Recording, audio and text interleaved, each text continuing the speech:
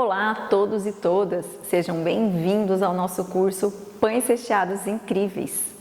Neste curso, vou ensinar para vocês a fazer uma massa de pão que é fofa, macia, saborosa e forte o suficiente para receber recheios e ficar bem estruturada. Eu sou a Laura Bicas, a Ló da Cozinha da Ló. Se você ainda não conhece meu site, dá um pulinho lá, pois nem só de pão vive essa padeira. No site tem várias receitas doces e salgadas bem especiais para vocês. Então, mão na massa!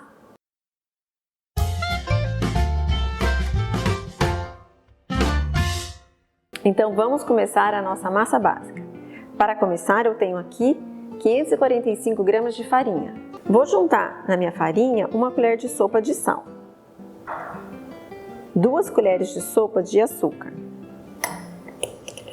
Vou colocar 2 ovos.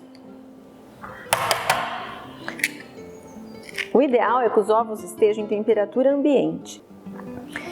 Aqui eu pesei os 240, que é o máximo que essa receita pede. Mas em geral, com a minha farinha comercial, eu não uso tudo. Então eu vou colocar um pouco e vou deixar para colocar mais daqui a pouquinho.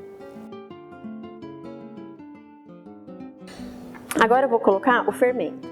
Eu prefiro usar o fermento biológico fresco, mas você pode usar o seco e tá tudo bem. Então são 30 gramas do fermento biológico fresco ou 10 do fermento seco. Agora eu vou mexer um pouco essa mistura.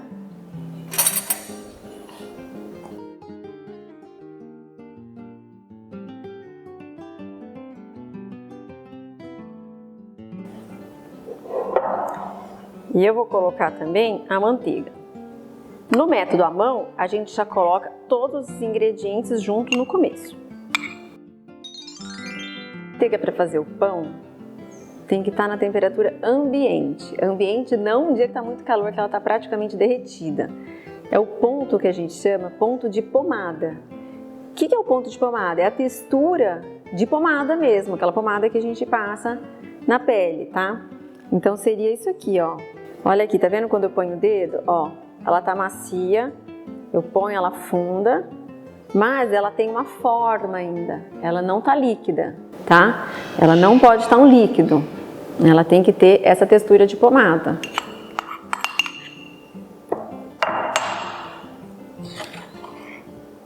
A minha massa tá parecendo bem seca, mas antes de colocar o resto do meu leite, eu vou mexer com a mão para ter certeza.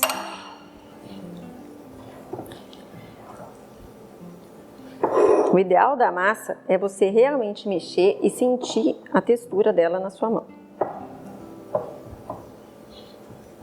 Com certeza dá para eu pôr mais líquido, então eu vou colocar.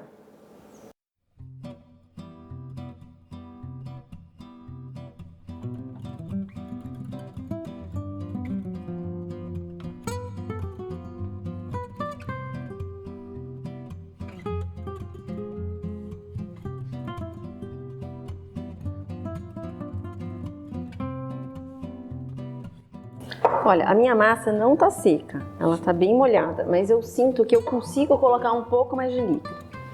Então eu prefiro colocar mais um pouquinho, porque quanto mais hidratada a massa, mais macia ela fica. Então o ideal é a gente chegar no limite da nossa farinha.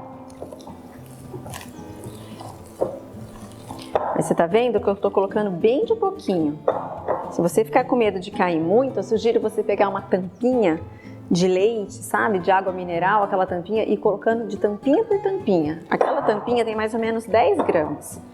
Aquilo é o ideal para você ir acrescentando quando você acha que falta bem pouquinho. Para raspar a tigela, eu vou usar a espátula para desgrudar a farinha que ficou aqui. E agora eu vou trabalhar essa massa na bancada.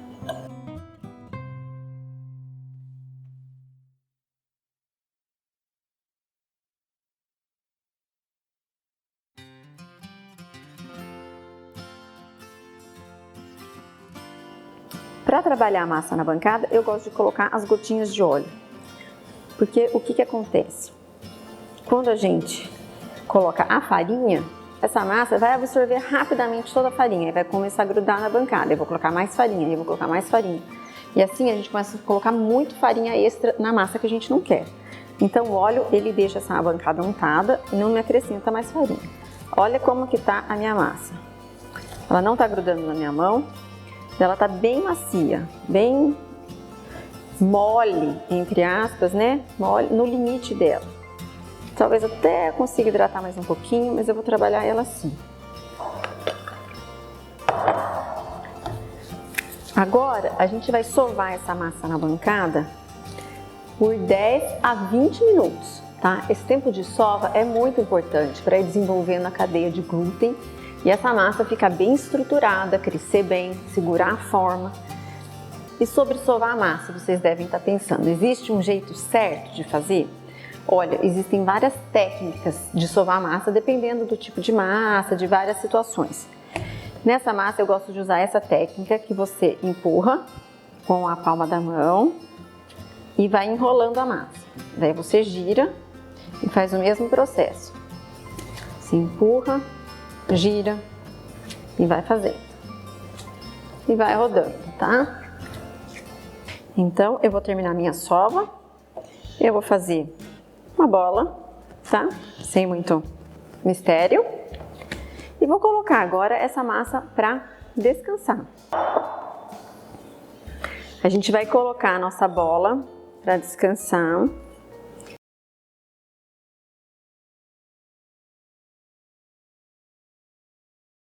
Depois que a gente fez a massa, deixou crescer, chegou a hora da gente pensar nos formatos que a gente quer fazer com o nosso pão recheado. Tem muitas maneiras da gente fazer o pão recheado. O clássico, mais comum, que mais é feito em casa, é aquele onde a gente abre a massa num retângulo não muito grande, espalha o recheio e enrola. Igual a gente faz o pão caseiro, o molde do pão caseiro, mas a gente põe o recheio no meio. Esse é o tipo mais comum. Mas nesse curso eu quero mostrar outros formatos. Então, os formatos principais que eu vou ensinar são o de rolo, o de trança na forma, o de coroa e o sucesso de venda, o de estrela. O nosso pão cresceu. Você lembra quando eu fiz esse pão e coloquei nessa tigela? Ele estava lá embaixo e agora ele já até passou a borda da tigela, então ele já está pronto para ser trabalhado. Essa receita é um pão bem grande. O que eu costumo fazer para vender e mesmo para servir na minha família é dividir essa receita no meio. Então eu vou trabalhar com a meia receita. Agora que a massa já cresceu, a gente já pôs os líquidos, a gente vai trabalhar com a superfície enfarinhada, tá bom? Então eu vou colocar farinha na minha mesa e vou colocar minha massa.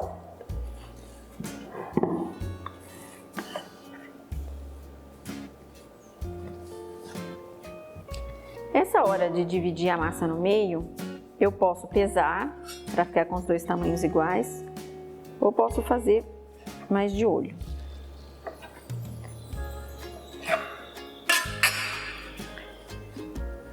Eu costumo fazer essa massa mais de olho, essa parte de só dividir no meio. Vou fazer 2 bolas.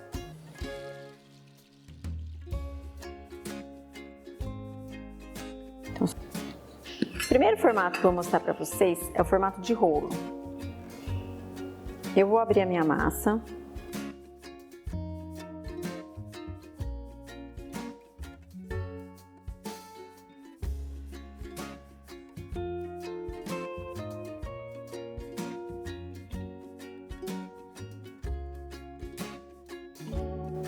Então, para fazer o rolo, a gente foi abrindo a massa até ela ficar um retângulo. Ele ficou com 30 por 40, tá? Um retângulo de 30 por 40, mais ou menos. Então, agora eu vou colocar o meu recheio.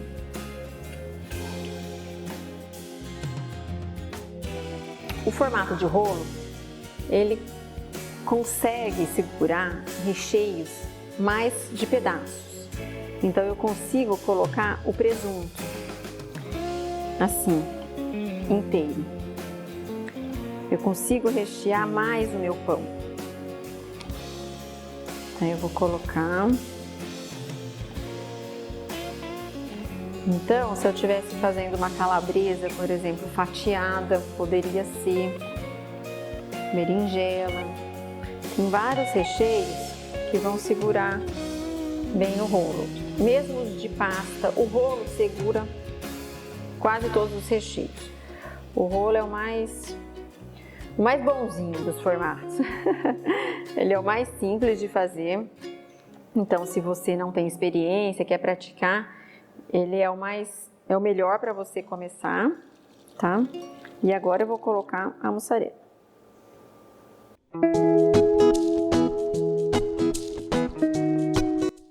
Muito bem.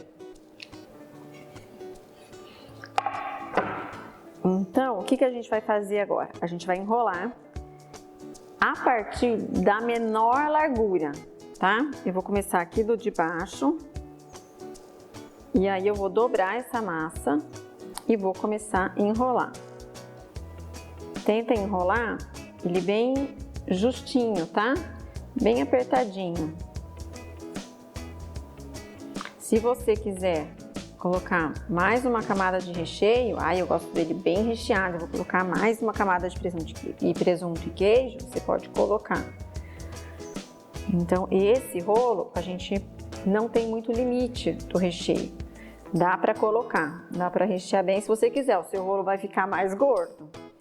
Dá para colocar. Então, eu fiz o meu rolo, eu vou grudar essa massa final aqui, ó, tá? Grudar ela, apertando assim com a mão mesmo. Agora eu vou cortar esse rolo, tamanho de uns 3 dedos. Eu vou marcar para ver se vai dar muita diferença, senão eu posso ajustar. Ó, deu bem essa pontinha de fora, então eu vou tirar ela. Gente, claro que eu vou assar e vou comer também, viu? Só para ficar bem lindo.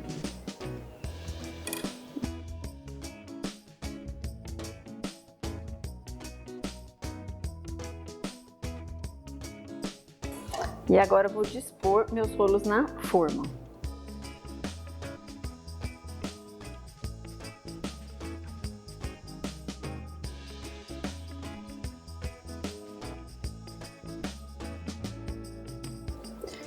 Nesse do rolo eu ainda tenho a opção de, se eu quiser, jogar um queijo aqui por cima na hora de assar, tá?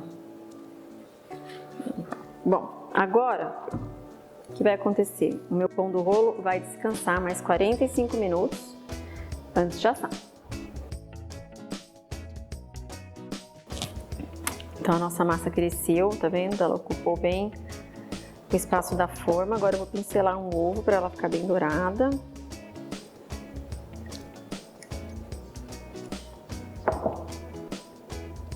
Já pré-aqueci meu forno e agora vamos lá.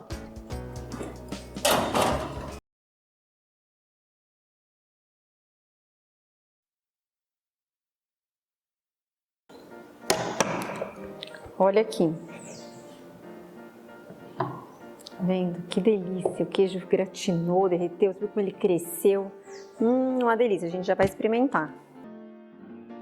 Gente, já esfriou um pouquinho. Eu vou mostrar pra vocês como que desenforma fácil. Olha aqui. Ainda tá um pouquinho quente, mas já dá pra pegar. Tá vendo? Então você pode assim também. Você pode fazer naquela embalagem de alumínio para vender, mas você pode também fazer na sua forma, né? Aí você não tem esse gasto com a embalagem. Depois você desenforma, põe num prato redondo, embrulha com um celofane. Nossa, fica lindo!